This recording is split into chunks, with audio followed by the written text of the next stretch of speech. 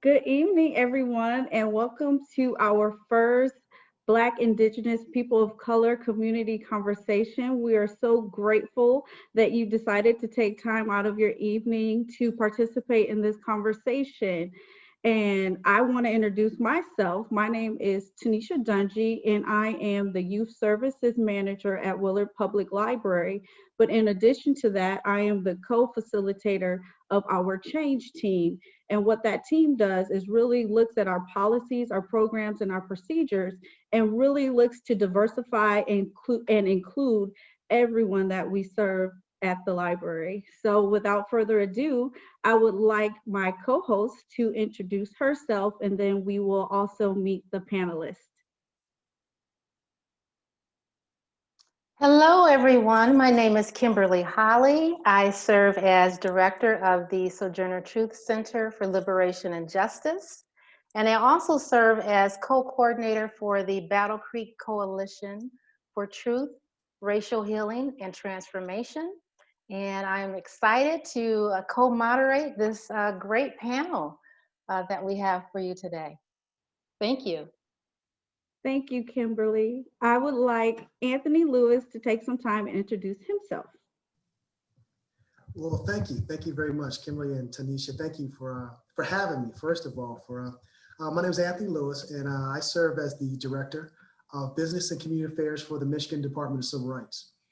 And basically my responsibilities are, I am responsible for all the training and development, all the community engagement programs, all of the different things like this, where we involve ourselves in our different community conversations.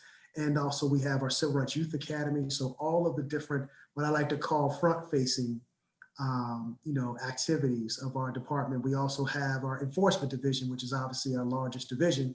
And we are a law enforcement agency enforcing the Elliott Larson Civil Rights Act and the Michigan Persons with Disabilities Civil Rights Act, which happen to be two of the most comprehensive civil rights laws in the country, actually. And looking forward to the conversation. Ironically, we just we brought together a meeting statewide of organizations of law enforcement and community organizations for our organization that we call ALPAC, which is Advocates and Leaders for Police and Community Trust. And what we do is we bring together state, federal, and local law enforcement agencies, and we discuss current issues and current events and best practices for community policing and community engagement. So definitely looking forward to our conversation today. Thank you, Anthony. Tamara, please. Good evening. And I too would like to thank Kimberly and Tynisha for the invite this evening. I'm looking forward to the conversation. My name is Tamara Jamierson. I am the principal at Lakeview Middle School for the 5-6 Academy. Been doing that with Lakeview for 5 years. Currently previously worked for Battle Creek Public Schools and KPS and an array of organizations with the United States Army, and supporting my husband during his travel and his time of service. Just recently, because of the national strife that we're in right now, I've made a concerted effort to be a part of the movement to elect Joe Biden and Kamala Harris, and I'm proud to say that. That includes letter writing, texting, training for being a poll watcher, and whatever else they ask me to do. So again, nice to meet you all, and I look forward to the conversation. Thank you so much, Tamara. Dr. Johnson. I'm Dr. Elisha Johnson. So I am the System Director of Business Health Services. We're a Department of Bronson Healthcare Group. I provide leadership to Help Net Employee Assistance Program, Director Leadership to Sexual Assault Services, and I'm also the owner of Eudaimonia PLLC. So by trade, I'm a therapist. I'm, born and raised here in Battle Creek, Bearcat. And participate in lots of community events. So thank you for having me. Thank you so much, Dr. Johnson. And Damon, please. Yes, good evening, everyone. My name is Damon Brown, co-founder, president of RISE organization, RISE Reintegration to Support and Empower. We are a grassroots organization here in Battle Creek, And we are geared around helping youth, families, community, and healing from traumatic situations, adverse childhood experiences, community violence. We offer social and emotional learning groups, cognitive behavioral therapy, and also counseling, again, to the community, youth, and our families. And thank you for, again, having me here. Thank you all for participating. So I would love to get started on the first portion of our conversation, and that is about racialized trauma. And just in case there is someone here who does not know what racialized trauma is, it is anything that refers to the mental, emotional injury that is caused by racial biases or any ethnic discrimination or hate crime. So I wanted to put that out there before we get started. And my first question to the panel is, with the untimely deaths of George Floyd and Breonna Taylor, amongst so many other folks, we've seen a lot of traumatic images of African Americans and people of color, experience police brutality. So I want to throw that out to Dr. Johnson first. How do we deal with those traumatic images, and how do they affect us as people of color? Absolutely. So I think the short answer, whether or not traumatic images do affect people of color would be absolutely, right? I think sometimes there's a misconception about the impact of trauma that you have to go through it directly, right? Or experience it directly in order to experience trauma. But when we look at trauma, we understand that it's exposure, right? Exposure is just as important, and it doesn't have to happen in a certain dose. It depends on your background, your history. So we know that people who do have direct exposure to trauma probably are have more intense reactions, right, than those who have not. But if you don't have a traumatic reaction and you continue to see these images that reflect racism and discrimination and things that you experience differently, but experiencing them nonetheless, absolutely it has that impact. I think what's scary for us in the Black community is that we already are at higher risk for other health conditions, right? So that's just well known. We know we're at higher risk for diabetes and heart conditions. But when we continue to experience stress and we experience chronic stress, the body releases more cortisol, right? And so then we know that cortisol has a relationship to physical health conditions. So seeing those images over and over and over again, it's like being, the stab wound versus multiple paper cuts, right? Mm-hmm. Eventually, right, we will experience that. So, the fear and anxiety, depression, anger, and after experiencing it so much, numbness, right? So we become numb to it, right? Sadly, we become used to it. And it shifts our reality or our view of the world. I do want to make mention before we move on, if any of the attendees have any questions for the panelists about this topic, they can leave those questions in the Q&A section and we will get to those as we receive them. So does anyone else want to take a stab at that question? How do you, personally, how do you deal with those traumatic images when you see them?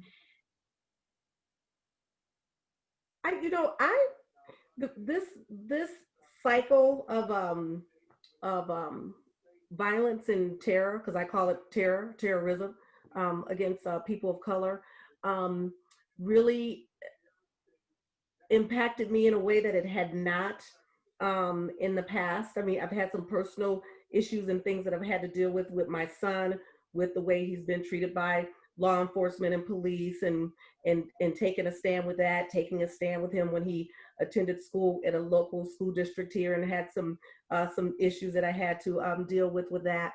But to see those images of George Floyd and the others, it really triggered me and made me realize that my fellow people of color, my fellow brothers and sisters, they need our support. We can't continue to be complicit, and I haven't been, but it was those incidents right now on top of the pandemic and how it's impacting people of color that really kind of sent me almost into a depression. I had to really figure out what was I going to do for my own mental health so that I could be good for the students when I go back to school to service them. and in knowing the trauma that that had on a lot of students of color in my building when this particular president was elected 4 years ago, my sense of heightenedness is higher, because I'm just anticipating what that could look like if he's reelected. So that's why I'm working really hard to dig in there so we can kind of make a change and help support one another and support children.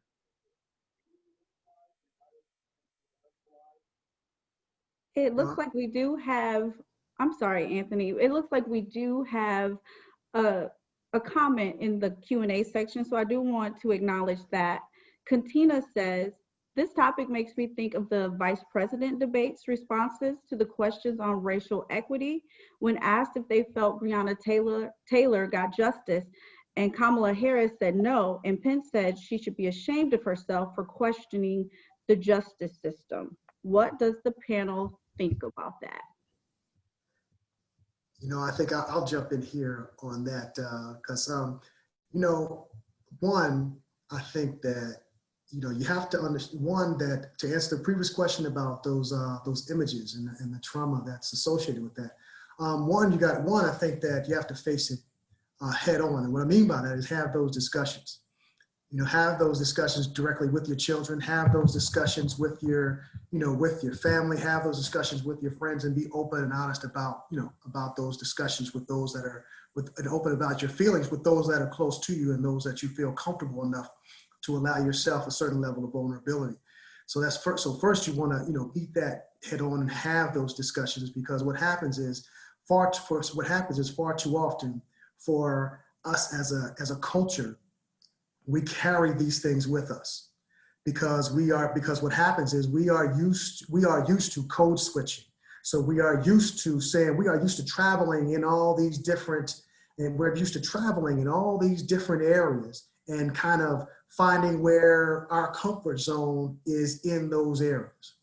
You know, and so I think that one, we have to always just be, you know, just have those conversations, because you don't want to carry that with us, because what happens is it turns into, because by us having the strength of continuing to work through and overcome everything that we've had, we've also continued to carry that trauma generationally.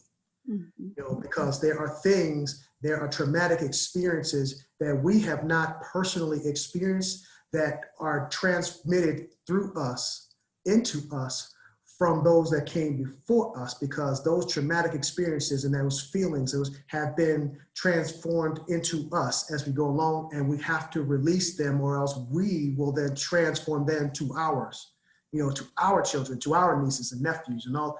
We will then transfer. So we have to have these open and honest discussions and get it out, so we are not constantly carrying this burden around with us.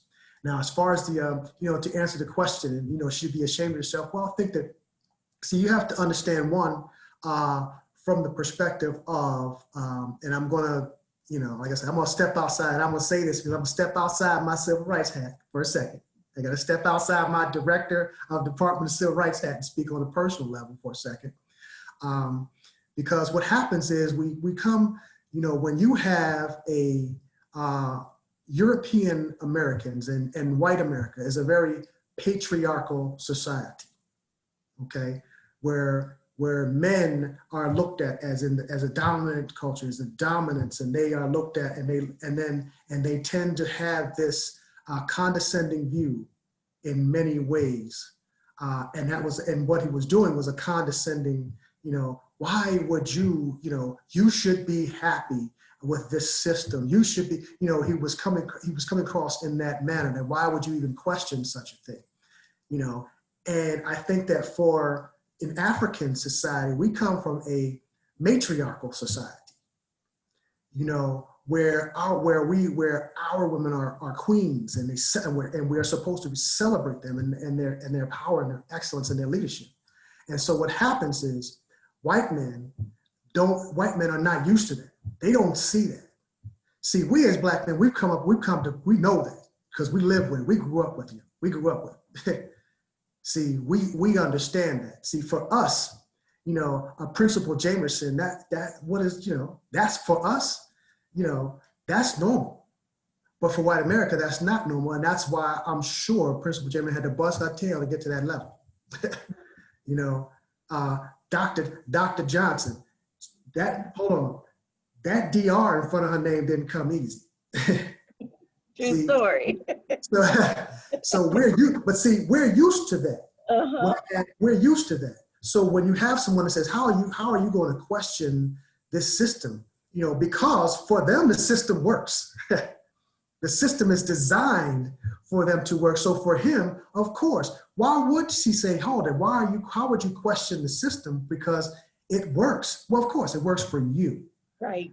So that's really what he was projecting, is that this system works, you know, but it works for you. It did not work, you know, in the situation in terms of Breonna Taylor, the system itself was set up. Because in reality, in Breonna Taylor's case, the system itself actually did work. But that system itself is set up to not work for the Breonna Taylors. You know, so you see what, so like I said, so that's really in terms of, so my response is, you know, it's you know, there are cultural differences, but there are also from the mindset of the Vice President Pence, the system, of course you don't question the system because the system works for the Mike Pences of the world. Yes. If I can jump in on that, Anthony.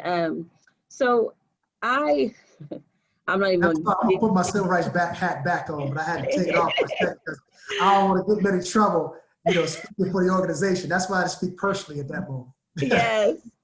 So I think her answer actually made her more credible. I think, you know, the fact that she is in the system itself actually lends her more credibility because she sees it, right? Not as a shameful, shame on you for criticizing the system that you're a part of. And I think the more we do more of that, right? Like I'm in the healthcare system. It's well known the healthcare disparities among people of color, right? And so it's not about defending the system. It's about us being accountable to it. Seeing what's wrong, and we should be doing that as people, right? I mean, if I'm wrong as an individual, I would hope that the people who are in my family, my friends, are courageous and trust me enough to check me, right? To say that I'm wrong, and that's really a reflection of love and support to the system. So, you know, I respect the fact that she was able to call out something that she's a part of. Thank you so much. And Anthony, you brought up the perfect segue to the next portion of our conversation, which is actually having the talk and those conversations with our children about interactions with law enforcement. So my first question is, what are our rights when we have interactions with law enforcement or when we are pulled over by law enforcement? Okay, so I'm going to break this down into two categories. See, there are our rights and there are using discretion and exercising those rights in those situations. Okay, so I want to ensure that, because in terms of our rights and the interactions, when you are, if an officer gives you a lawful command, which is, you know, which could be something as simple as I need your license and registration. You must comply and say, well, no, I don't want to give you my license and registration, or why you want my license and registration. You know, it was a lawful command, and you need to honor that command. Now, obviously, we do have laws that say about unlawful search and seizure. Well, may I have permission to search your car? You know, officer may ask. I need to search your vehicle. You do have the option. Yes, you do have the right to deny, the officer the opportunity to search your car. Now that may trigger other, things, which is a longer discussion, which is a longer discussion, but you do have the right to say, no, I do not give you permission to search my vehicle. Now, and if one says, well, step out of the vehicle, you could actually request, a supervisor. You could actually request that a supervisor come in, and like I said, if you don't feel comfortable, you can request that a supervisor come on site. So I don't think a lot of people realize that also. Now, like I said, there are other ways in terms of, and a stop always, but I say always comply. I'm just going to be direct, is that you want to comply because you don't want to give any other type of option or trigger something or trigger any other option that's out there for a law enforcement officer, because there are many different laws on the books. Now, some of them, yes, and a lot of them are, the intentions are good in terms of why these laws are there. But oftentimes, but unfortunately, there are times when those loopholes and those laws that are in the book, sometimes it's unfortunate, but yes, they can be abused, by our law enforcement professionals. And as I like to tell everybody, the time, within a stop is not the time to fight.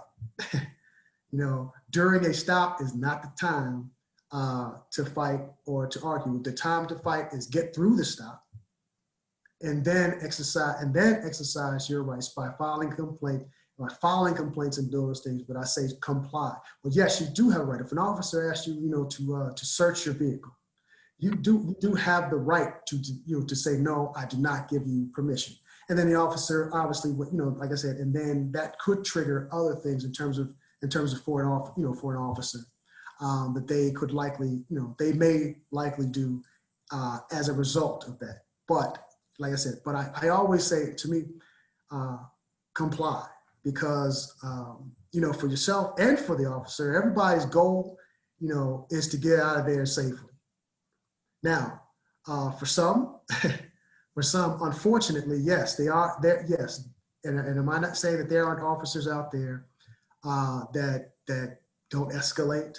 They don't escalate, the situations. Yes, that happens. But I think overwhelmingly officers want to get out of there. Want to get out of there. Also, everybody wants a safe interaction. Now, in terms of what now, also in terms of the talk, because I know you spoke of, you mentioned that earlier. I don't know of any parent of African American parent or parent of a child of color that has not had to have that conversation, especially once they become of driving age. And I say that because we have a new executive director at the Michigan Department of Civil Rights. His name is James White. And Director White is actually, formerly, he was the assistant police chief of the Detroit Police Department. Okay, and spent many years in law enforcement, and spent many years in law enforcement, and has a extremely impressive resume. And hopefully, I'll have the opportunity to have him come and speak to the group here, and speak out to the group here in Battle Creek also. But he himself acknowledges that he has had to talk with his daughter. Okay, you're talking about someone lifelong in law enforcement, an officer in Detroit Police Department, and rose up through the ranks. And he himself has had this conversation with his daughter. He himself has had this conversation with his nephew. So it's understanding, because one of the things that impresses me in terms of with our new director is the fact that he understands. He's like, police officer was my chosen vocation. Black man is who I am. And I think that that's very important, that yes, when you have the talk, because unfortunately, and we still have to we see it today. I mean, a perfect example is what happened in Texas. Jonathan Price, a gentleman named Jonathan Price, who was an ardent supporter of law enforcement, but still found himself when he was there to assist, and still found himself being shot to death by an officer. So I want to so there's a balance, right? Particularly with younger children, where you want to protect them and you want to protect their innocence, but there's also a responsibility to prepare them for the society that they are in and experiences that they most likely will encounter. So Damon, I'd love to bring you into this conversation because you do work with youth. Some of the conversations that you've had, and Dr. Johnson and Principal Jamierson, some of the tools that we can give our young people as they are making their way in society. Yeah. Yep. Yep. Thank you. One of the things that I did want to add to that in regards to our rights is the right to remain silent. I think a lot of people don't know about that or think it's a movie script, but you do have the right to remain silent. A lot of the times that's the best thing to do, and get some type of representation to speak for you that knows the law. So you're not, talking yourself into anything either. A lot of times being silent, it takes away the confrontation as well.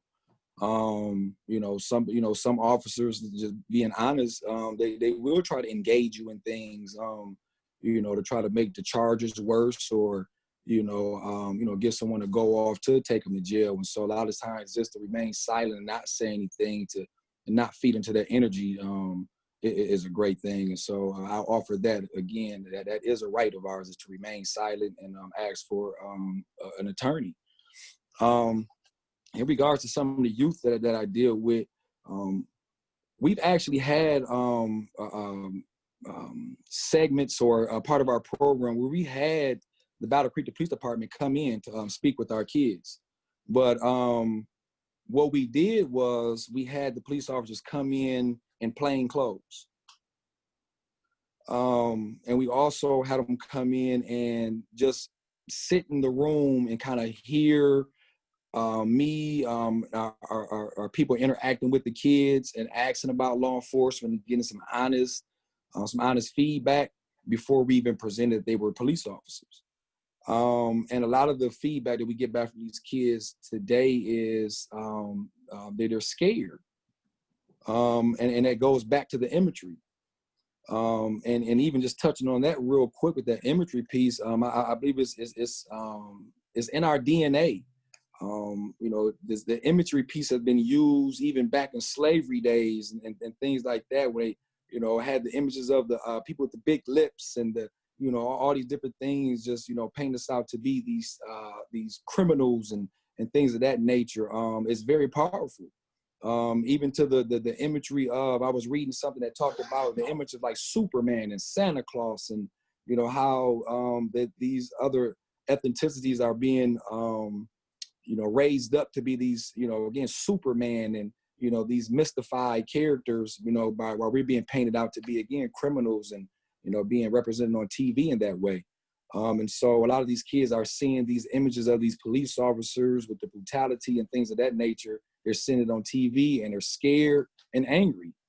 And so I think it's very important that we talk to our youth about it and talking to them from a historical perspective and let them understand the history and how things have gotten the way that they have gotten today, and what we can do to start, again, fighting against that. I do want to loop Dr. Johnson back in because Damon did talk about, the mental health and them feeling fearful of the police officers after we have these types of conversations. So what can we do so the kids know what to expect if they are in that, but not necessarily cultivate this system of fear as well? So I don't know that we will be able to eliminate fear altogether, right? And I think the fear is normal, right? I mean, I just think the fear is normal, right? And I think it's really about how we navigate our relationship with fear so that it doesn't become paralyzing or debilitating. And I think that's important when we're having the talk, right? Like, how do we give our kids the real? Because I do think the real is important, right? We don't want to Santa Claus this situation, right? Like, we want to let them know, like, this is what potentially could happen. This is what others have experienced, but also let them know this may or may not be your experience, but I do want you to have enough exposure to what's happening in the world and how to properly, and all these things that have already been discussed about what you do if you're stopped. So in regards to the fear, I do think, I don't think it's totally on our kids' responsibility, right, to navigate that fear. I think that's the system responsibility. So if I had folks come in saying, there's something about when I come into your agency, it makes me feel afraid, right? I'm not going to say, well, you need to fix that, right? I want to go to my team and we're going to have some conversations about how do we make this more welcoming or less threatening? So I think some of this is we are going to have fear until the system itself decides that they want to do something differently. They want us to have a different relationship with it. Ms. Jamierson, I do want to include you in the conversation because I know that you have girls and boys. And a lot of times when we think about the talk, we think about having that talk with our sons. Mhm. But how does that look for our daughters? Ooh, that's a good question. When I, I'm very proud of all my daughters. All are well educated, college educated, but have had some struggles in how they maneuver through a system where a lot of people do not look like them. When they were younger, I did have to have a talk with my girls about how, in being an educator, I've seen this a lot too, in every place that I work, but Black girls are seen as not as worthy of empathy, not addressed as, oh, that action that they just took, that's because they're a child. Unlike what would be said of a young girl who was not a girl of color.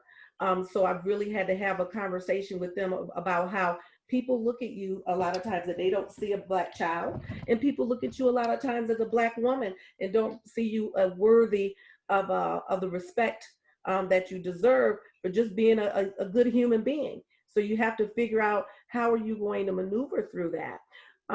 When you take that law enforcement piece about what are your rights and what should you do, I have a lot of conversations with kids at school when I see them doing things that I feel is damaging to them educationally, because I think subconsciously our children do have a distrust of white people.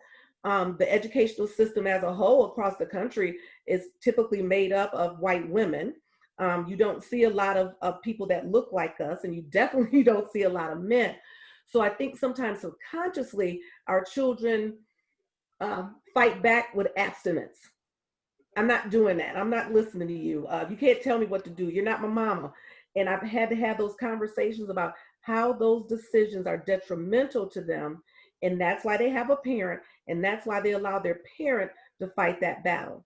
Now, you self-advocate, you speak up for yourself. I teach them how to work through that. But that talk, I think, is a responsibility of all of us based on the situation in which we're encountering children. And just like Damon does from his perspective, Alicia does from hers, and Anthony does from his, I have a responsibility to have that conversation too. And luckily in 30 years, I haven't had anybody come back and say, you don't have a right to say that to my child. But I feel like if I want to look back and say I did anything for a kid, is that I'm honest with them, and I'm gonna try to help them maneuver through a system that doesn't support the needs of kids of color. And we won't even get into poor kids and all that stuff. Doesn't support the needs of kids of color. So that's kind of how that flows into that educational piece. But my chat with my girls was interesting. I did not want to have that chat. And I remember when I had that chat with my son, I can't remember how old he was. I think he was 10. And I was talking to him, and I said, Ro, I said, now you used to everybody saying, oh, he's so cute, he's so cute. I said, you're gonna stop looking cute soon. Then you're gonna be scary. And then what does that look like for you? And it wasn't a good situation. So we need to have those talks with our kids. It's unfortunate, but we do. I think, Mrs. Jamierson, you gave us a perfect segue to move on to the next topic, which is speaking up and letting our voices be heard. Mm-hmm. So a lot of times in our workplaces, even at home or in the community, we experience racism and microaggressions. Mm-hmm. What are some strategies to speak up and address those situations when we encounter them? And if you have any personal experiences that you would like to share regarding this, that would be amazing. Was that an invitation for me to start, or did you open that to anybody? Everybody, but go ahead and feel free to start. It's when Anthony talked about being in a seat like this, and how difficult it is, that is true. It is a lot easier, and I'm not speaking as a representative of Lakeview. I'm speaking as a representative of an educator who has worked many places, and have found myself to be the only Black executive administrator. It's very hard when you think about the connectivity, people speaking over you, people not listening to you, you giving an idea, and then the next thing you know, somebody else says an idea, and then everybody else on the team is like, "Oh my God, that was a great idea!" And you're thinking, "I just said that. I don't get that. I just said that." So those are those little micro, those aggressive things that I don't think people understand, the impact of those, and how some people could feel devalued in the work that they're trying to do, and it does impact relationships. And that's why I don't think we see a lot of people of color in districts who are not only predominantly white with a student body, but predominantly white also in the educators that are working in those spaces. So that can be challenging. So, Dr. Johnson, you were spoken about, becoming a doctor. So we would love to hear some of your experiences, as you rose to become a doctor. And if you have some strategies to address some of your adversity, that would be great. So I'm doing a whole presentation on microaggressions next Thursday. So I'm going to plug that training, the African American Mental Health Symposium. So those who are interested in learning more about and it's specific to therapy, but it can carry on, right, in all of our environments. So I just want to plug that real quick. But oh my goodness, yes. You would think you never arrive in a place where this stops happening, right? I experienced microaggressions even in the therapeutic environment, right? And there are different kinds, and some are more direct and insulting than others. But sometimes it's like it's sort of passive aggressive. It's rooted in implicit bias, and individuals, their blind spots, they don't recognize that they don't even recognize that they have bias, right? And you find that a lot in people who just really aren't connected to culture, don't understand, what their own culture is, let alone the culture and difference of other individuals. But, I think it depends on the relationship, because I think it's easy for people to suggest, like, call it out, let people know. But, sometimes it doesn't always feel so safe to do that, right? So we do have to assess the nature of the relationship. But by all means, when it's comfortable and it's safe, it's important for us to risk being honest about what it is, right? But it leaves you, when you are the microaggressed, the experience is so subtle and passive that it leaves you wondering, did it just happen? Because they come across kind of like as this compliment, like, "Oh, you're so articulate." And you're like, "Well, I think that's a compliment." But what did that really mean, right? Right, and some different things like that. So I think it's important for us to be honest when we can. And I'm a values person. So for me, sometimes I can give grace when it's appropriate. If I feel like this is a person who really you just don't get it, right? And other times not so much. So I think when we can, we should absolutely address it, confront it, and try to focus on the aggression and realize that all of these things are really reflective of all of the stuff we're talking about right now. The issue is so huge, right? So we've moved from more explicit forms of racism to now what we're calling microaggressions, but are rooted in the same concepts, right? So, but yeah, you never escape it. So I would like to hear from the men, with your experiences, and your areas of leadership, how have you experienced microaggressions and how do you deal with them? Yeah.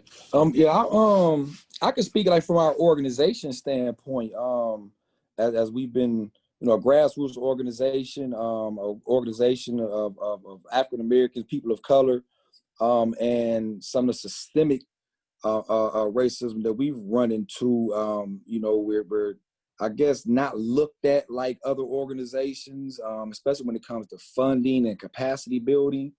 We find a lot in the past organizations like to use organizations like ours to do the work, you know, then kind of, I guess, take the credit for it on another level. And so, you know, we've been fighting through that, you know, getting individuals to understand that it's our organizations like ours that can do great work, can make a great difference if we are invested in, if we are helped to build capacity to be able to compete with these other organizations. And so, you know, we're trying to break the stigma of that. And so that's why, you know, we try to be very professional, be very transparent in the work that we're doing, finances and things like that, to be able to fight against those systems. And I believe that when we talk about doing the work of healing our people, that we have to be the ones that do it. It's not going to be these other organizations that's doing it. It's going to need organizations like ours to, again, capacity to be able to be built in to be able to handle the work. We found out with our mental health program, we did a mental health program throughout the pandemic, and Dr. Elisha Johnson was actually the clinical director heading off that. And the responses that we've gotten from the people that was receiving services, and how they felt so much more comfortable coming to an organization like ours versus bigger organizations that do deal with mental health. And it was from that cultural standpoint. And again, you know, for these bigger organizations to understand that a lot of times it's better for the medicine to come from someone that someone's familiar with. I think we'll go a long way as well. Thank you. What about you, Mr. Lewis? I would love to hear about your experiences. All I can say is wow, because from my experiences, you know, they happen to be many. Been at this thing a long time, so you know, like I said, you don't, and the level that I've reached here in state government, you know, there are few and far between of us. I'll just put it that way at this level that I've reached. But also, you know what, I will give, so prior to, one of the things for myself is that, you know, prior to coming to the state of Michigan, prior to working for the state of Michigan, I've been with the state for 19 years now, and I'm gonna tell my age a little bit. Prior to the, you know, coming to the state of Michigan, I was a senior operations manager at FedEx, and I worked for FedEx for many years. And so I lived in a lot of different parts of the country. And one of the things there, especially, you know, as you rise up through the ranks, you have to move. And you run into plenty of situations where you will have people that look at you, especially when you're in leadership and you're a manager, and you have people who are drivers or people who are flight, because I was responsible, because I was in Newark, New Jersey. I was senior ops manager in Newark, New Jersey, and I was responsible for flight crews. I was responsible for flights, for all the outbound flights out of Newark at one point. And it was interesting to see how some of these flight crews treat you when, you know, and they look at you and then it's like, hold it, I could ground this flight without signing it. You know, I could ground this place and send you home, you know, and but see, you know, and the thing about this is that because they look at you, yes, and you saw those microaggressions, like, oh, okay, can you go get the manager? And I'm standing there. I remember having a captain of a flight come to me, and as I'm standing there, and say to me, oh, you know what, we need to get this signed. Can you go have the manager come on and sign it? And I stood there and looked at it, you know, the whole time. And I kept thinking to myself, now, you know, you could react a couple of different ways here, you know, and see, that's part of, in terms of when we're talking about those microaggressions that you can't, but you also carry with you, because I want to give, because this is a perfect example. I had to think about the weight of, if I reacted the way I wanted to react, well, now I'm a stereotype walking, you know? So I had to also think in terms of, okay, how do I want to get my point across while at the same time maintaining the level of professionalism that I feel I need to maintain to assimilate into this world? You know, as I was saying, you got code switching, and so I had, like I said, I politely had an interaction with them, which was interesting because the first mate, who was the co-pilot, actually knew me. So he kind of stood there smirking the whole time when the captain said that. But I let him know in terms of, one, I gave him a lesson at that point. I did give him a lesson in terms of, not making assumptions as to those you are interacting with. Because see, me, I've always been taught, speak out, speak up, speak out. Don't let the moment go past. Every moment is an educational moment, and like I said, and I will plug that I learned that. I'm a proud graduate of Florida A&M University, so I learned that. That's my HBCU education. Speak out, speak up. Don't let nobody, don't let anybody, try to steal your joy or try to put you in any place you don't want to be. So like I said, I'm gonna plug this HBCU education also. So, like I said, but but like I said, so I always have looked at these. I've always looked at these types of opportunities. That was just one situation in many along my career, like I said, but I've always looked at that as of always speaking up and speaking out because one, like I said, because for me, I can tell you now, I have been the only African American in the room. It seems like my whole professional life, unfortunately. Even in many of the rooms I've been in with the Department of Civil Rights because of certain leadership that I interact with, and I think that, so operating in terms of those microaggressions, like I said, that was just one picture, but I think that for all of us, we have to, that lends itself back to what I was speaking of before in terms of the trauma that we carry with us and the ability to code switch, and the ability to continue code switching. That's what, like I said, those types of things, those microaggressions, that's what and you talk about dealing with it, but that's part of the trauma. Those microaggressions add to the trauma. And it's also reflective of some of our internalized oppression as well, because I think one of the assumptions we make is that microaggressions happen from dominant culture to more marginalized communities. Not always, right? I've had microaggressions happen from my people, right? And being transparent, I may have committed some as well. It's important for us to all recognize that you don't arrive at culture, right? This is something you just continuously get better at. The more you become aware and the less defensive and more open-minded we become, the more we can sort of break this up a little bit. I also want to be mindful that, we're Black, right? So we're talking about experiences as Black people, but for other communities of color, they experience them as well. People who are gay and lesbian, and I don't want to assume that people know what microaggressions are. So like some examples would be, you meet someone who may have, they may speak a different dialect, for example, or, and you say, well, where are you from? No, but like, where are you really from? Like, I'm from the United States. No, but like, where are you really, really from, right? So the implication that you're not really American, or, when you say to someone who's gay or lesbian that, oh, it's just a phase, right? Or have you had real sex before? So some of those things that imply that who I am, there's something wrong with who I am, or you're minimizing or shrinking me or trying to put me in a box. And for Black people, and Black women, our hair is a thing, which there will also be a presentation on that. I'm not doing that one, but just plug that. But for Black women, I've had microaggressions regarding hair, right? And we do it to ourselves, right? So, but you don't have that kind of hair, right?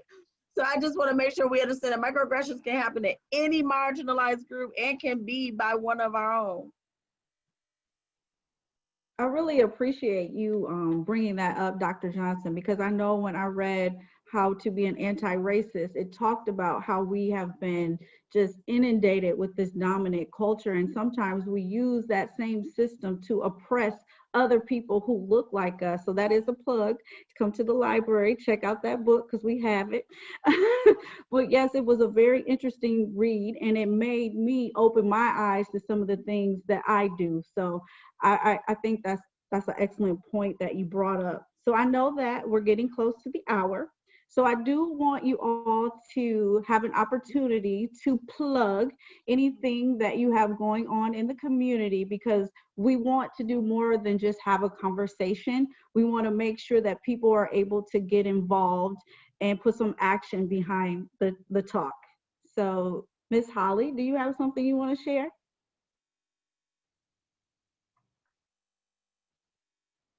Sure, I was gonna, be a good co-host and let our guest speak first, but absolutely. So just a couple of things that I would say with the organizations that I help lead and or facilitate. With the Sojourner Truth Center, we are, entering a new phase, just finished a new strategic plan, and are really leaning into picking up the baton and carrying on the work that Sojourner Truth started, that is still so very relevant today. So if anyone wants to help us launch this new effort, they can reach us through sojournertruth.org. And then I also am involved with TRHT that I mentioned at the onstart. And we work through just a really great framework in terms of addressing racism and racial justice efforts. And people can connect with us via Facebook, BCTRHT, to get involved with that work as well. Thank you. So Dr. Johnson, I know that you had mentioned a microaggressions conference. So could you tell us a little bit about that? So it's the African American Mental Health Symposium. This is the second year. It's put on by the Synergy Center in Kalamazoo. And I'm one of the planning committee members, but last year was phenomenal. It was an awesome training.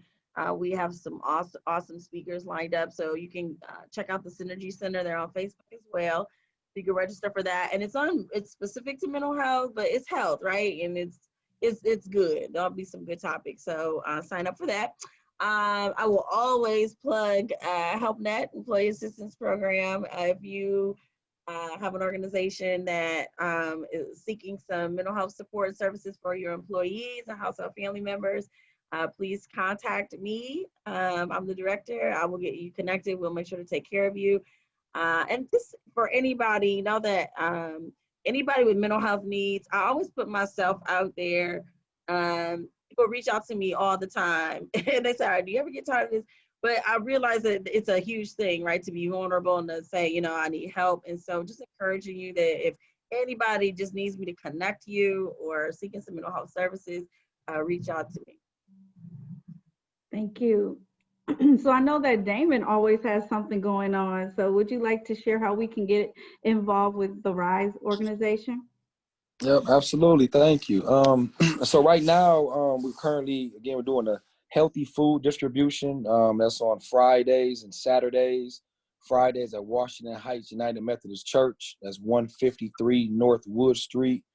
We give out fresh produce, vegetables, fruit, our protein. We give out chicken, beef, things like that. Also, cleaning supplies and hygiene product. And so that's on Fridays, Washington Heights United Methodist Church from 3 p.m. until supplies are gone. And then on Saturdays, we do it again, Post Franklin neighborhood, 59 Illinois Street at St. Mark CME Church.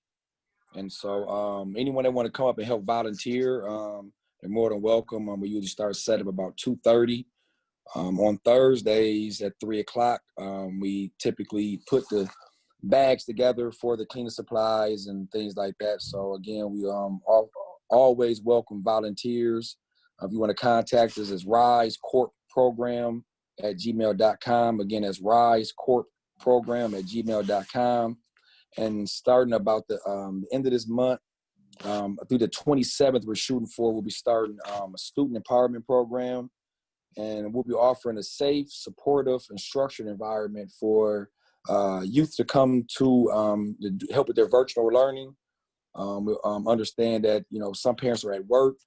Some families just need help and assistance with navigating through the work. So we're going to have tutors on board.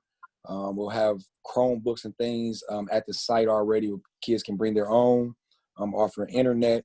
We'll be doing lunch for the kids. And also after school, we'll be offering some rec programs, games, different social and emotional learning activities, basketball, different outside activities when the weather permits it. So those are some of the things that we have coming up. Thank you. So, Anthony, do you have something you want to plug? Yes, thank you. Actually, we have a couple of things. I do want to reiterate what Kimberly said about Battle Creek, the Truth, Racial Healing, and Transformation Enterprise, because I have the pleasure of serving on the community leadership team. So I do want to, under their, like I said, with Kim and Rose, they do an excellent job.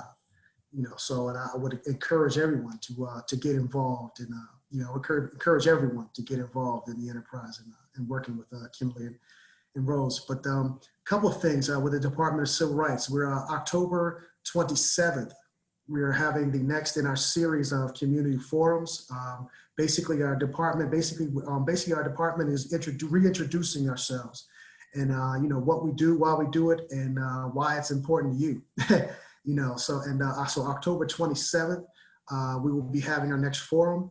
Our enforcement division is who will be featured, which means you will have the direct opportunity to have conversations with our attorneys in our enforcement division, with some of the investigative managers and the investigators themselves. So you will have the opportunity to interact. They'll be doing a presentation plus a Q&A with our enforcement division. That is going to be October 27th. So like I said, October 27th. So just look forward to michigan.gov/MDCR. There will be the registration link is not up yet. We try to wait until we get closer, but you will be seeing it. And also what I'll do is I'll send out via to Kimberly and to you, Tynisha. I'll send it out so you can send out to your listservs also the registration link and everything. So hopefully you'll have the opportunity also. And then on November 14th, we'll be having another series for our Civil Rights Youth Academy in partnership with the University of Michigan Social Justice Fellowship. What we are doing there is we're having a youth-led social justice forum. So that's November 14th. Is a Saturday from 10 a.m. to noon. It's entirely youth-led, and basically the structure is such that our young people, they are high school juniors and seniors, and what they'll be doing is they'll be giving 5-minute presentations to a panel of community leaders, to a panel of law enforcement leaders, and a panel of the state representatives and state senators. And basically what's going to happen is you're going to, for the first hour, you're going to have, for the first 45 minutes will be a presentation to all of the different adult leaders. There will be a Q&A portion, and then we're going to break them out. And then that will be the public, that'll be the end of the public portion. So from, November 14th from 10 to 11 will be the public portion. Once we finish the public portion, we are then going to break these young people out into small groups with the representatives that could have direct effect on their areas of concern. The 3 areas of concern that our young people will be focusing on is equity in school funding, police-free schools, and diversity in curriculum. So those are the three core interests that will be discussed at this first forum that our young people have put. And the entire theme is amplifying youth voice. And they will have that opportunity, like I said, but they will be breaking out into, and in that way, and in those small breakouts, they will then have their ask and pull commitments from these leaders. So like I said, we're looking forward to it. It's November 14th. And like I said, so that's from 10 a.m. to noon, November 14th. I'll also send out that link.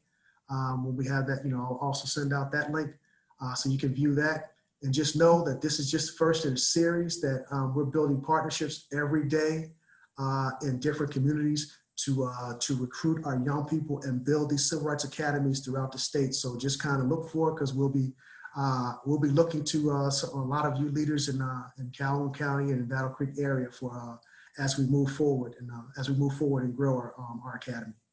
Thank you. Mrs. Jamierson, do you have anything you would like to share? Yep, I just again want to plug the importance of voting and exercising your right to vote. And if you're not volunteering, and if you're a person that doesn't have a lot of time, um, uh, we could really use your support and assistance with that, particularly transporting voters who need to drop off ballots because you can't drop it off for them. They have to drop it off themselves. We have older voters that cannot do that. We have people who don't have transportation. They can't do that. So please reach out to, no matter how you vote, but I'm just going to tell you, if you have to, you reach out to the Democratic office. It's right downtown, right across the street from the Kellogg Foundation parking garage, and they can give you all the information that you need to help support. There's always a way to help with that situation. Another thing would be in the virtual learning mode. We know that we have a lot of families who are struggling with that. We have a lot of children that are struggling with that. So Damon, I really appreciate what you're doing, and I really would like to connect with you on that because I've got a couple of kids. I want to figure out how I can connect them with you. But if you know of a family that is struggling, if you know of a child that is struggling, please reach out to the school, reach out to the family, and try to get them connected. We know that the emotional health of children now is more important than ever, and they need the support from all the adults to rally around them and support them until we get through this pandemic. I do want to acknowledge that there is one question before we log off the call, and this is from Kathy. She says, what are the most effective ways to fight voter suppression at an individual level, given gerrymandering, the inequity of the Electoral College, and the packing of the courts? So I think that was a perfect connection to what you just said, Mrs. Jamierson. So does anybody want to tackle that question? Well, I'll jump in I'll jump in because one of the things that also one of the things we've been working on in the task force in terms of for voting rights and all that's kind of under our purview also in in the civil rights community. But one of the things that individually is one, educate yourself on what are some of the things. One is educate yourself. Two is know in terms of have all of the pertinent information in terms of who to contact in your respective districts when you notice these irregularities. Also, when you notice any irregularities. Also, if you notice that there are, there's been rumors and everything about people poll watching and those kind of things, and you hear in the news, well, what you want to do is make sure that you stay in contact with, stay at an individual level, stay in contact with your local law enforcement, because it is their responsibility. If you see those types, it is their responsibility. To keep your polling places safe. It is not some individual militia or some guy with a gun it's not their responsibility to keep your polling location safe. Okay, so one, make sure you understand and educate where all your polling locations are. Second, know what the rules are in your respective county in terms of absentee ballots, in terms of your absentee ballots and those kind of know what your respective rules are. Okay, and then like I said, once again, make sure you stay in contact with your local law enforcement for all of your polling agencies, because individually, like I said, those are things you can do. Obviously, the power is in the collective and actually getting out and voting. So that because gerrymandering, if you get out and vote in large numbers, gerrymandering, you can defeat gerrymandering by just the sheer volume if you actually vote. Because one thing about gerrymandering is this: gerrymandering also counts on you not voting. You have to realize gerrymandering also counts on a certain percentage of the population not voting. So one of the things is that you can do is also encourage and assist anyone to get registered and to vote. If you have to drive people to the polls yourself, that's what you do. That's what you do on an individual level to combat those kinds of things. So, like I said, that's just my my take on some of the things you can do as an individual. I wanted to add to that, Anthony, because your number one thing about educating yourself and some resources, michigan.gov/vote, vote411.org. And I also wanted to mention the city clerk office for City of Battle Creek voters. That office is located at 10 North Division Street. And they also do have a ballot box outside. And I also wanted to mention that the A. Philip Randolph Institute is also giving people rides to the ballot box and to polls. And I do have a phone number that I can share, which is 269-261-2925. Again, 269-261-2925. And that will get you to the A. Philip Randolph Institute, where you can speak with someone or leave a message if you need a ride to the ballot box or to the polls on voting day. Or election day, sorry. Well, I just want to say thank you so much to the panelists. This was a very engaging discussion, and I really appreciated all of the questions and comments for the attendees. I do want to say that this is just the first community conversation, and we plan to have several over the course of the next year. So if you have some ideas of things that you would like us to talk about, please feel free to email me at tdungey, and that's DUNGEY, at willardlibrary.org. In addition to that, I will be sending some resources that are available at the library so you can do some more reading, because I do want to plug literacy. You can't be a librarian and not do that. So I will be sending that out along with the information that the panelists share so you can get out and get involved. So thank you for tuning in, and you'll be hearing from us soon.